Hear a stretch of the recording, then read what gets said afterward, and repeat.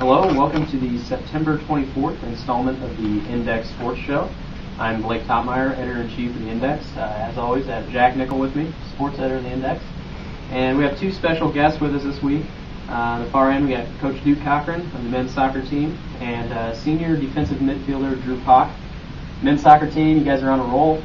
Record up to 6-1, up to 11th in the national rankings, ranked first in South Central Region. This past weekend, Friday, you guys knocked off Incarnate Word 3-2, and then picked up a win on Sunday, 1-0 over St. Edwards. Coach, I mean, the team just seems to be clicking on all cylinders right now. What seems to be working well for you guys?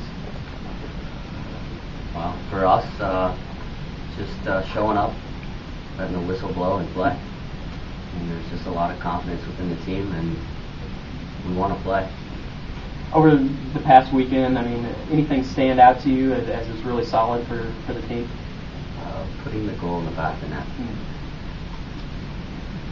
net. Drew, you guys beat Emporia, or Incarnate Ward, number 7 team in the country. What does that win mean for the team? Definitely a big win for the team, for the program. I'd say since I've been here, probably the biggest win that we've had, playing a ranked team and being able to get a result. We have had to go on the road and play them, and last year they came to us and beat us at our home field, so it was a good feeling to go get them at their home field. Coach, kind of a factor in the success has been goalkeeper Tyler Neerman. He stepped in as your starting goalie, been the starter since Game 2 of the season, so he's got a 6-0 record here during this winning streak.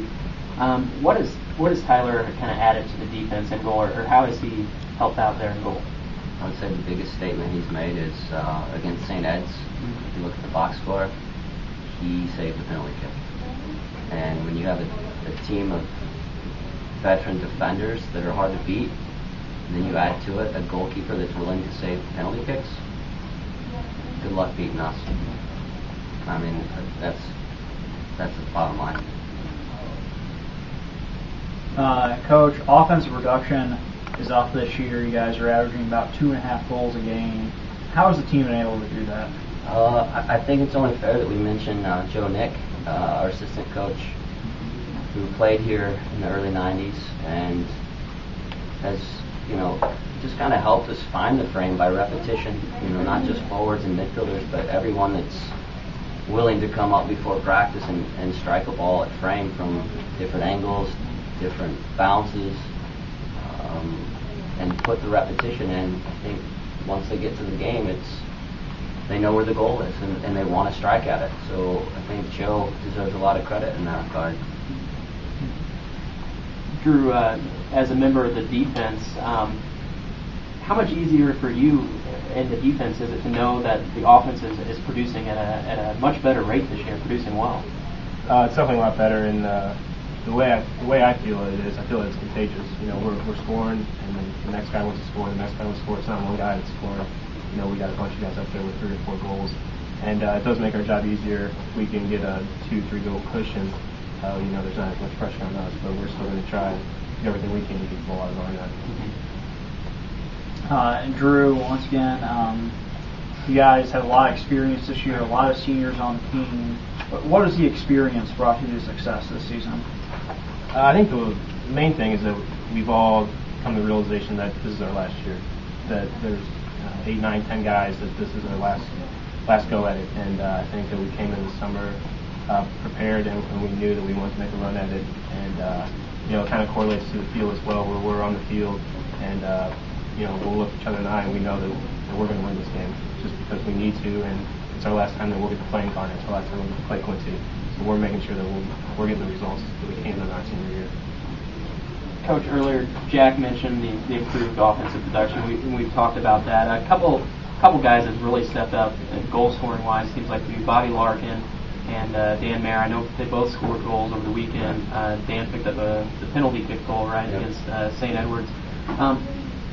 Anything specifically you think they've done, whether it's technique-wise or something that are moving better on the field, that's allowing them to find the back of the net more, do you think? Or is it just putting away the chances that they're getting? I think it's a combination of experience, repetition from the finishing that Joe does with the guys.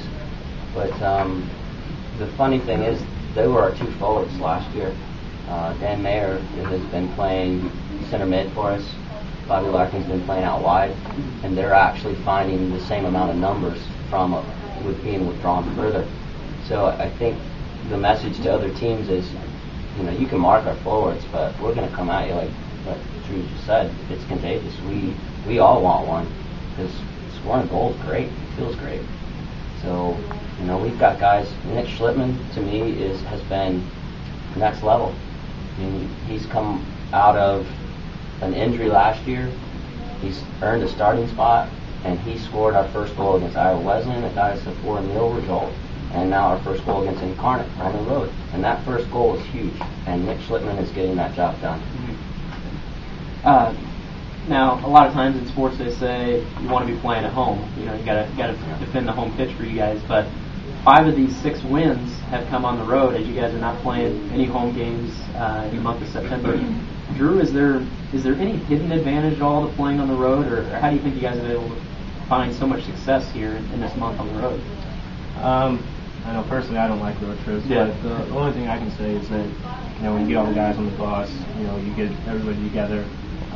We spent time in Texas, spent a long time on the bus, on the plane, in cars home. You kind of all get together, and you're all going for that one thing. Where at home, maybe you don't have that in a sense, but you just kind of all show up the field on the road. You guys are in the hotel room. You're all going at the same time. You're on the same schedule. So maybe that's a little advantage, but our road trip has been successful. We're definitely looking forward to that one. Road trip continues this weekend. Sunday you'll be playing Newman from Wichita, Kansas? Yeah, Wichita, Kansas. Playing Newman, a member of the Heartland Conference. Newman is 2-4-1 this year. A team that you've seen the last couple of years, Coach. What can you expect this weekend from Newman? Everything.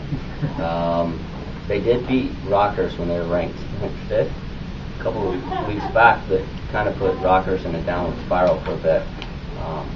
So Newman at home, last year Newman at home was undefeated, I believe. I think they lost 1. Their field's bumpy. The refereeing is atrocious. I think I can say that at this level. I don't think it's professional sports. I'll say it again. Refereeing has been atrocious, not just on the road. We're expecting crazy things to happen. The field is bumpy, it's bouncy, they fight harder at home. So we know. I mean, the next game is the most important game for this team, and right now it's Newman. So our sights are set on them. So once again, you guys stand at 6-1 on the season, building on a 6-game winning streak. Other weekend action is Family Day weekend this past weekend. Women's soccer played at home. They picked up 2 wins, one on Thursday and then one again on Saturday. Their record now stands at 4-2-2. Football fell against Fort Hays 41-31, and football's now at a 1-3 mark. Women's golf won Invitational this week. They placed first out of 10 teams. And volleyball split their weekend matches. Their record now stands at 10-5. Jack, as always, thanks for being on the show. And Coach Cochran, Drew, thanks a lot for joining us. Thanks for having us. Thank you. Good luck to you guys as you finish up the road trip, and we'll see you back home. It's October 2nd. Right. Finally making it back for a home game in Kirksville. Come out and watch. Thanks a lot. Thanks, guys. And our next edition of the Index Sports Show will be a week from Thursday.